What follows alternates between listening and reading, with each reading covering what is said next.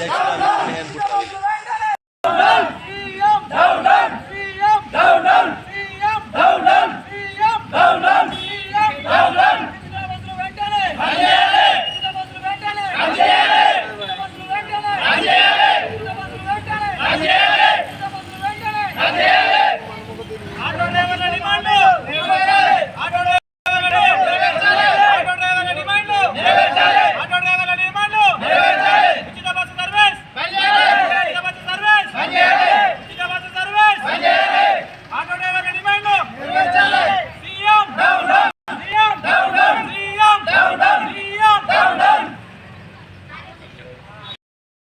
ధర్నా ఏంటంటే ఒక చిన్న పెద్ద వినూపము. ఎందుకంటే ఈ ధర్నాలో పాల్గొన్న మా డ్రైవర్లందరికీ పేరు పేరున నా యొక్క నమస్కారాలు. ఎక్కడ జరుగుతున్న ధర్నాలందరూ ఉన్న డ్రైవర్లందరూ అన్నగారులకు అందరికీ నమస్కారము. ఎందుకంటే ఈరోజు ధర్నా చేయడానికి ముఖ్య కారణం ఏంటంటే ఈ ఉచిత బస్సు అనేది పెట్టడం వల్ల రోజు 100 రూపాయలు గిట్లా చేసుకొని ఇంటికి పోలేని పరిస్థితి. 10 నెలల నుంచి మా పిల్లలకి ఈరోజు కనీసం వేతనం అంటే ఫీజు కట్టని ఏడాల మా పిల్లలని స్కూల్ నుంచి బయటకు బహిష్కరించడం జరిగింది. పిల్లలు ప్రైవేట్లో కాకుండా గవర్నమెంట్లో జరిగే చదువుతానికి ఇట్లా దుస్థితి ఏర్పడ్డది మాకు పిల్లలకి. ఇట్లా కనీసం మా నిత్యావసర సరుకులు కొనుక్కుంటానికి ఇట్లా మా దగ్గర డబ్బులు లేకుండా పోయినాయి. ఈరోజు సీఎం పెట్టిన ఈ పథకాల వల్ల మా అంటే మేము పెద్ద గొప్ప బతికేటోళ్ళకి ఇలా కాదు.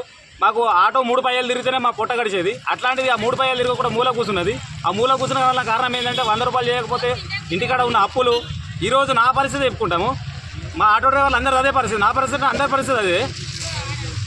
ఏంటంటే ఫైనాన్సులు వెళ్ళాక భార్య మెడల మీదకి వెళ్ళి పుస్తలు తాడలు అమ్ముకోవాల్సిన పరిస్థితులు వచ్చింది. ఈ రీసెంట్గా మొన్న శివంపేటలో ఆటో డ్రైవర్ ఆత్మహత్య చేసుకోవడం ఇలా జరిగింది. ఆ రకంగానే గొల్లపల్లిలో గౌడ్స్ ఆయనకి ఇట్లా అప్పుల బాధతోటి ఉరేసుకొని చనిపోయిండు ఈ 20 రోజుల వ్యవధిలోనే. ఇట్లా ఎన్ని శవాలకు కారకుడు అవుతాడు సీఎం. ఇట్లా ఉచిత బస్సు పెట్టి ఎంతమంది డ్రైవర్లను చంపాలనుకుంటున్నాడు ఆయన. ఈ ఉచిత బస్సు అనేది మా ఆటో డ్రైవర్లకు ఒక శాపంగా మారింది. ఆ శాపం ఏంటంటే ఈరోజు ఆయన ఇచ్చి హామీలు ఇట్లా నెరవేర్చుకుంటలేడు. మాకు హామీలు తొందరగా నెరవేర్చాలి. ఈ ఉచిత బస్సు సర్వీస్ అనేది రద్దు చేయాలి ఖచ్చితంగా. మా ఫస్ట్ డిమాండ్ ఉచిత బస్సు సర్వీస్ రద్దు చేయాలి, అది ఫస్ట్ డిమాండ్. తర్వాత మాకు ఏదైతే హామీలు ఇచ్చిండో హామీలు ఖచ్చితంగా నెరవేర్చాలి.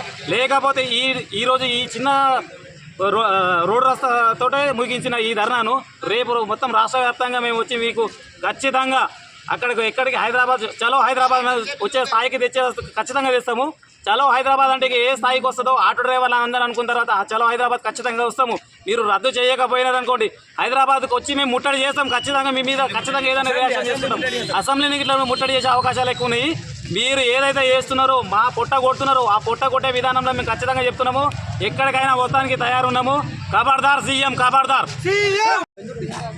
ఈరోజు రాష్ట్ర వ్యాప్తంగా ఆటో డ్రైవర్లు నిరసన తెలియజేస్తున్నారు. ఎందుకంటే గత సంవత్సరం నుంచి మా ఆటో డ్రైవర్లకు ఇచ్చిన డిమాండ్లను ఏ విధంగా అయితే సీఎం రేవంత్ రెడ్డి వచ్చి ప్రభుత్వాన్ని నిలబెట్టించి మాకు ఆటో డ్రైవర్ల యొక్క డిమాండ్లు అక్కడ ఏం పెట్టినామంటే సాధారణంగా మరణించిన ఒక ఆటో డ్రైవర్ కూడా ఒక 10 లక్షల ఇన్సూరెన్స్ కావాలన్నాం.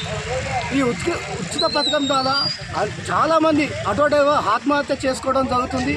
దీనికి ఒక పరిష్కారం సాధారణంగా మరణించా కానీ ఒక 10 లక్షల ఇన్సూరెన్స్ కానీ ఇప్పుడు కేంద్ర ప్రభుత్వం కొత్త చట్టాన్ని మెకానికల్ యాక్ట్ తీసుకొని వస్తుంది.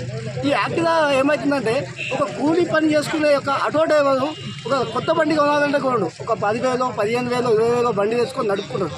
ఈ యాక్ట్ ద్వారా 15 మోడల్ బండ్లు మొత్తం స్క్రాప్కి వెళ్ళిపోతున్నాయి. దీనివల్ల ఏమవుతుంది, ఇంకా చాలామంది ఆటో డ్రైవర్లు ఇంకా ఆత్మహత్యలకు పాల్పడి మరణించడం జరుగుతుంది. ఈ వినతిని ఈ నిరసనను మేము సీఎం రేవంత్ రెడ్డి తెలియజేస్తాం. దీనిపైన తక్షణమే చర్య తీసుకొని మా యొక్క డిమాండ్లను నెరవేర్చాలని సీఎంకు ఈ ద్వారా నిరసన లేదు. మా డిమాండ్లను ఏవైతే నెరవేర్చలేడో త్వరలోనే అసెంబ్లీ ముట్టడి కంపల్సరీ చేస్తాం. మా ఆటో డ్రైవర్ల సత్తా ఏందో అసెంబ్లీ కాదు ఢిల్లీకి కూడా వినిపించే విధంగా మేము ధర్నాన్ని మహాపెద్ద యుద్ధం లెక్క ముందుకు కొనసాగిస్తాం. సీఎం